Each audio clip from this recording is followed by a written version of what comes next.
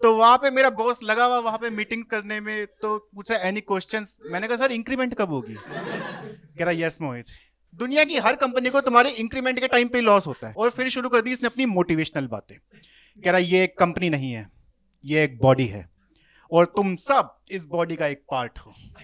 तो साइड से मेरा एक कलीग खड़ा हो गया, कह रहा सर मैं कौन सा पार्ट हूं? मैंने कहा देख जिस हिसाब से तू खड़ा हुआ है, ये तो पूछना भी नहीं चाहिए तू कौन सा पार्ट। क्यों हम इस मीटिंग को इतना लंबा खींच रहे हैं यहाँ पे? और मैं जिस पहली कंपनी में इंटरव्यू देने गया था ना, 120 कैंडिडेट्स में से सिर्फ मैं अकेला था जो सेलेक्ट हुआ वहां पे। तालियां बजती है वैसे इस बात, क्योंकि सिर्फ मेरे पास ही खुद का लैपटॉप था।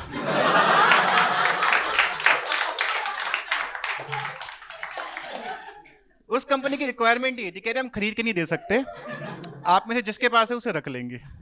ऐसे हल्के में मत लेना भाई, बहुत बड़ी स्टार्टअप थी वो। टोटल 3 लोग थे उस कंपनी में, फाउंडर, को फाउंडर और मैं। और लैपटॉप सिर्फ मेरे पास था, तो हम बारी बारी से यूज करते थे। पहले मेरा बॉस लैपटॉप पे लॉगिन करके मुझे मेल करता था, फिर वो लॉग आउट करता था, मैं लॉगिन करके कहता था यस सर रिसीव्ड। मैंने कहा सर आप मुझे काम ही बता दो ना क्या करना है, मुझे ऐसा लग ही नहीं रहा मैं जॉब कर रहा हूँ, मुझे ऐसा लगता था मैं साइबर कैफे चला रहा हूँ, थोड़ी थोड़ी देर के लिए लैपटॉप किराए पे दिए जा रहा हूँ। और ऐसे में हम 3 बंदों की मीटिंग हुई है एक दिन, कह रहे मोहित हम अपना अगला ऑफिस दुबई में खोले कि सिंगापुर में? कह रहे आपको क्या लगता है? मैंने कहा सर मुझे लगता है हमें एक चौथा बंदा हायर करना चाहिए, पूरी कंपनी मिलकर लूडो नहीं खेल पा रही है। इसलिए मैं कहता हूं कि घटिया कॉलेज से कोर्स करोगे तो लाइफ तुम्हारे साथ इंटर कोर्स जरूर करेगी, तभी हमेशा बढ़िया कॉलेज चुनना नौकरी के लिए। लेकिन मैंने एक चीज सीखी है कि अगर आपकी नौकरी घटिया हो तो आपके शौक अच्छे होने चाहिए। इसलिए मैंने क्या किया, मैंने लोन पे बाइक और आईफोन ले लिया। मेरी मम्मी कह रही बाइक की पूजा करवा ले, नजर लग जाएगी। नजर लग जाएगी। अरे ऊपर वाले की ऐसी कृपा रही है भाई, आज तक कभी नजर नहीं लगी, लगी है तो सीधा गांडी लगी है। जिस कंपनी के भरोसे लोन लिया था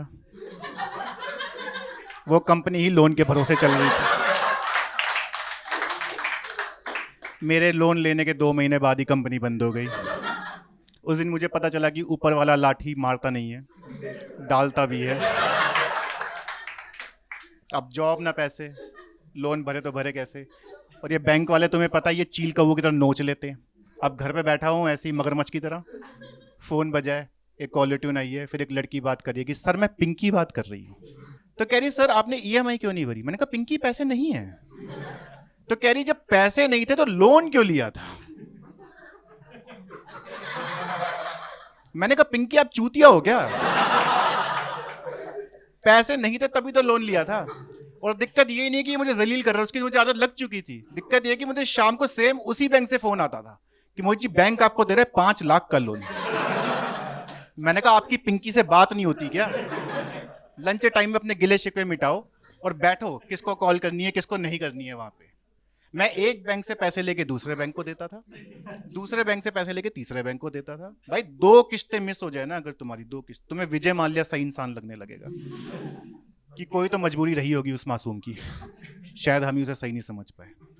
अब मैंने कहा मदद मांगे तो मांगे किससे? तो मैं फिर अपनी मम्मी के पास गया। मेरी माँ ने मेरे हालातों को समझा और घर का सारा सोना उठा के बैंक के लॉकर में रखा ही, कहीं मैं चुरा के बेच ना दूं। और ऐसा नहीं मेरे पास बीच में पैसे नहीं आए, मेरे पास बीच में पैसे आए लेकिन मुझे शर्म नहीं आई, क्योंकि उसी टाइम पे मेरा हैप्पी वाला बर्थडे आ गया था। तो मैंने रात भर बहुत सोचा, मैंने किस्तें तो साल में 33 आ रही है, मेरा हैप्पी वाला बर्थडे तो एक आ रहा है ना। तो मैं फिर दोस्तों को लेके गोवा चला गया। मैंने कहा जहां पूरा गांव ही बाढ़ में डूबा हुआ है, एक टैंकर पानी से क्या ही फर्क पड़ेगा वहां पे। और वहां पे भाई चिल कर रहा है, शैंपेन्स उड़ा रहे, विस्की चल रही है, मौज मस्ती अय्याशा चल रही है। वेटर आया, कैसा एक लड़की ने अपना नंबर दिया आपको? मैंने कहा हेलो। कह रही सर मैं पिंकी बात कर रही हूँ।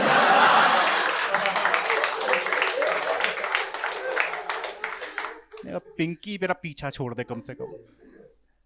और अब तुमसे क्या छुपाना दोस्तों, मैंने नौकरी के लिए सोचा अप्लाई करने का, और जितनी मेरी काबिलियत थी मैं तो इंटरव्यू क्या ही निकालता, इंटरव्यू वाले ही मुझे निकालते।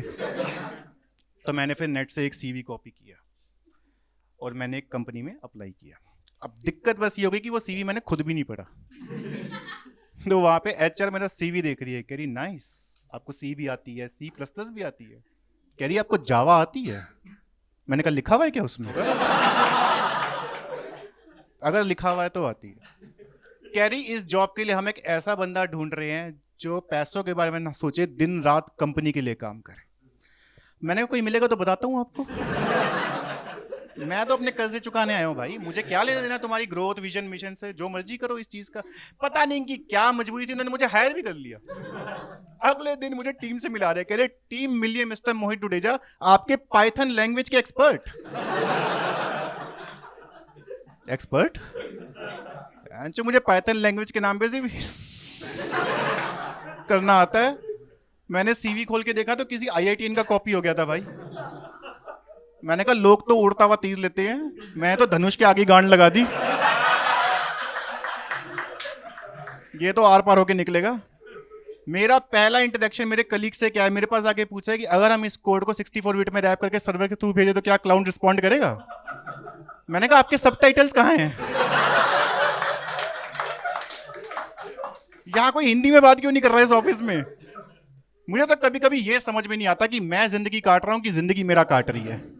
मैंने कहा और कोई रास्ता बचा नहीं है दोस्त, तो अब मैं क्या कर सकता हूँ कि बस जैसे तैसे काम करें, सैलरी आती रहे और किस्तें चुकाती रहे। और मैं सीखने भी लग गया था। मेरी पहली सैलरी आई तो मैं HR के पास पहुंच गया। मैंने कहा मैडम ये बाकी के पैसे कब आएंगे? कह रही इतने ही हैं। मैंने कहा इतने ही हैं? कह रही देखो ये कट गया, ये कट गया, ये कट गया। कह रही कुछ समझे कि कट गया। उस दिन मुझे पता चला कि इसे सैलरी इन हैंड क्यों कहते हैं, क्योंकि मजदूरी हमेशा हाथ में दी जाती है। दिहाड़ी मजदूरी, not in accounts not in pockets. मैंने कहा मैडम इसमें तो मेरा गुजारा नहीं हो सकता।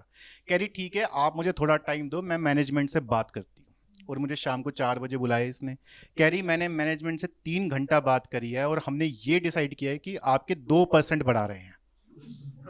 मैंने कहा ये तो 300 रुपये हुए। कह रही नहीं मोकित ठीक है, हम आपको सेकंड ऑप्शन दे रहे हैं, आप कंपनी के 50,000 ई-सोप्स ले लो। तो मुझे तो पता ही नहीं है क्या होते हैं। मुझे लगा ये ऑनलाइन साबुन भिजवा रहे हैं घर। मैंने कहा मैडम मैं तो अभी सिंथॉल का बाय 3 गेट 4 वाला पैक लिया है और इतना तो मैं नहाता भी नहीं हूँ। मैंने कहा आप एक काम करो, आप ई-राशन और ई-बियर भिजवा दो मेरे घर पे। तो कह रही गवार ये कंपनी के शेयर्स होते हैं, इन्हें जब आज 5 साल बाद जब कंपनी पब्लिक होगी तो आप इन्हें कैश करा सकते हो। मैंने कहा मैडम आप वो 300 रुपये दे दो मेरे को। क्योंकि अभी 1 हफ्ता पहले इन्होंने मुझे ही बोला था कि मोहित कंपनी को आप जैसे और एम्प्लॉयज चाहिए, तो आप इंटरव्यू कंडक्ट करके अपने जैसे और बंदे हायर करें। अगर मैं अपने जैसे और हायर करूंगा तो एक कंपनी कितना टाइम टिकेगी? फिर तो 300 रुपये लेने बेटर है। ऐसी 3-4 महीने हुए भाई, मीटिंग से मीटिंग चलती रही। तो एक दिन सुबह मीटिंग हुई वहां पे। और मैं आप लोगों को एक बार बता दूं, जितने भी कॉर्पोरेट्स के लोग हैं, एक मैं चीज आपको बता दूं कि जितना झाटू एजेंडा होता है ना, उतनी लंबी मीटिंग होती है। और कोई फायदा नहीं है इन 2-2, 3-3 घंटे की मीटिंग्स का, जब मीटिंग के बाहर निकल के सबने एक दूसरे से ही पूछना है कि भाई करना क्या है। किसी को कोई आइडिया नहीं लग पा रहा भाई क्या चल रहा है यहाँ पे। तो वहां पे मेरा बॉस लगा हुआ वहां पे मीटिंग करने में, तो पूछा एनी क्वेश्चंस? मैंने कहा सर इंक्रीमेंट कब होगी? कह रहा यस मोहित। कह रहा जैसा कि तुम्हें पता है कंपनी एक मुश्किल दौर से गुजर रही है। मैंने कहा मैं जब से यहाँ आया हूँ कंपनी मुश्किल दौर से गुजर रही है। मैंने कहा कहीं मैं ही तो कंपनी का मुश्किल दौर नहीं हूँ? दुनिया की हर कंपनी को तुम्हारे इंक्रीमेंट के टाइम पे लॉस होता है। और फिर शुरू कर दी इसने अपनी मोटिवेशनल बातें। कह रहा ये एक कंपनी नहीं है, ये एक बॉडी है और तुम सब इस बॉडी का एक पार्ट हो। तो साइड से मेरा एक कलीग खड़ा हो गया, कह रहा सर मैं कौन सा पार्ट हूं? मैंने कहा देख जिस हिसाब से तू खड़ा हुआ है ये तो पूछना भी नहीं चाहिए तू कौन सा पार्ट। क्यों हम इस मीटिंग को इतना लंबा खींच रहे हैं? यहाँ पे होते हैं ना हर ऑफिस में चाटने वाले जो होते हैं, जो बॉस अगर बारिश में भी पौधों को पानी दे रहा हो तो बॉस पे छाता रख के बोलेंगे सर अगर आज आप ना होते ना तो ये प्यास से मर जाता। ये ऐसे वाले हर ऑफिस में मिलेंगे। उसके बाद मेरे मैनेजर ने एक मीटिंग रख दी भाई, नंबर बनाने के चक्कर में। कह रहा है ये प्रोजेक्ट बड़ा इंपॉर्टेंट है कंपनी की ग्रोथ के लिए, ये वो। और हम पुराने एम्प्लॉय हैं, हमें पता होता है कि कंपनी में काम करना नहीं होता, करते रहना होता है। कार्य हमेशा प्रगति पे होना चाहिए, खत्म नहीं होना चाहिए कभी। लेकिन जो 2 नए ज्वाइनीज थे वो लग गए, नहीं सर हम करके दिखाएंगे कंपनी के लिए, ये वो फलान ढीम का। लगे हुए भाई दिन रात कंपनी में ही सो रहे हैं वहीं पे जाके। और जब प्रोजेक्ट खत्म हुआ सबसे पहले उन्हें ही निकाला। कह रहे यार हमारे साथ ऐसा कैसे कर सकते हैं, हमारी तो इतनी तारीफ कर रहे थे। मैंने कहा तुझे क्या लग रहा है भाई, जब ताजमहल बन रहा होगा तो शाहजहां ने बताया होगा तुम्हारे हाथ कटने वाले हैं? वो जब भी ताजमहल का काम देखने जाता होगा हमेशा यही बोलता होगा वहां पे जाके मजदूर, अरे बंसीलाल जी बहुत बढ़िया काम कर रहे हैं आप, ऐसे ही करते रहे तो डीएलएफ कमीलियस भी आपसे ही बनवाना है हम लोगों को। मेरे को मेरे मैनेजर से कोई दिक्कत नहीं थी बिल्कुल भी, मेरी नौकरी से मेरे मैनेजर नहीं बचा के रखी हुई थी, क्योंकि मुझे कुछ नहीं आता इसके लिए उसे कुछ आना जरूरी है, तभी वो पता लगा पाए। उसे कुछ नहीं आता था भाई। इंग्लिश एक आईटी मैनेजर की बेसिक रिक्वायरमेंट होती है कि ये यूएस यूके के क्लाइंट जो बता रहे हैं वो हमें बता सके कि हमें करना क्या, उसे वो भी नहीं आता था। जब भी यूएस का क्लाइंट कॉल करता था ना पूरी टीम को कहता था डायरी लेके बैठो, और ये जो भी कह रहा है जिसको जो जो वर्ड समझ में आए डायरी में लिख लेना, हम बाद में उसका सेंटेंस बना के देखेंगे कि हमसे करवाना क्या चाह रहा है। और जब कॉल खत्म हुई है तो सबकी डायरी में एक ही वर्ड लिखा हुआ है, बाय। कह रहा ये क्या है, मैंने कहा जो कंपनी हमें बोलने वाली है। ऐसा कोई दिन नहीं गया जब मैंने ये ना सोचा हो कि मेरे मैनेजर को किस बात के इतने पैसे मिल रहे हैं, और उसका फंडा ये रहता था कि उसकी जिंदगी झंड है तो वो बाकियों की भी करे।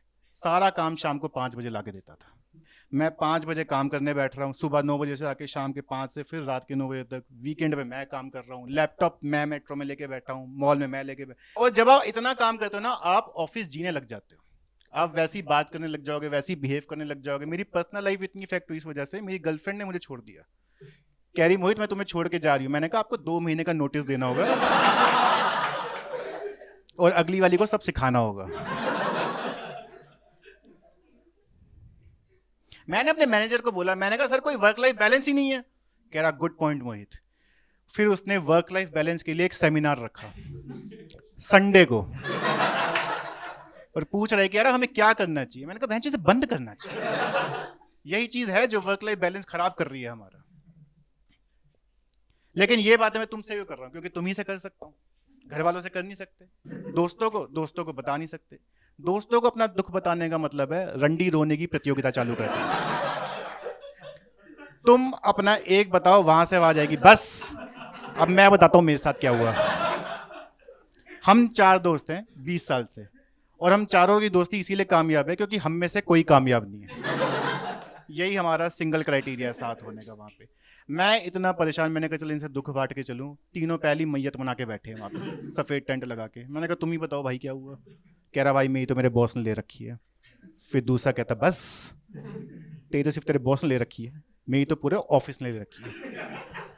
फिर तीसरा कहता बस तेरी तो सब अलग अलग लेते होंगे, मेरी तो सारे एक साथ लेते हैं। फिर मैंने बोला क्या रेट है तुम तीनों का, किसी को तो किसी पॉइंट पे खत्म करना है जाके। इन सब के बीच मुझे दिखी एक उम्मीद की किरण। कंपनी ने बोला कि हम कुछ बंदों को यूएस भेजने वाले हैं।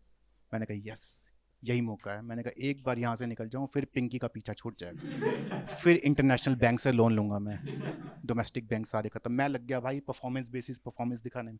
मैं पूरे दिन कुछ नहीं कर रहा हूँ, कॉफ़ी मशीन चूस चूस के पूरी कॉफ़ी खाली कर रहा हूँ। लेकिन जैसे ही मुझे बॉस आता हुआ दिख रहा है, कीबोर्ड पे उंगलियां डालनी शुरू, यहाँ पे सीपीयू पे लाते मारने, मॉनिटर ही ला रहा हूँ, साइड वाले कॉलर पकड़ लिया। मैंने कहा जब तक ये काम नहीं होगा तुम घर नहीं जाओगे। कह रहा सर मैं तो पियून हूँ।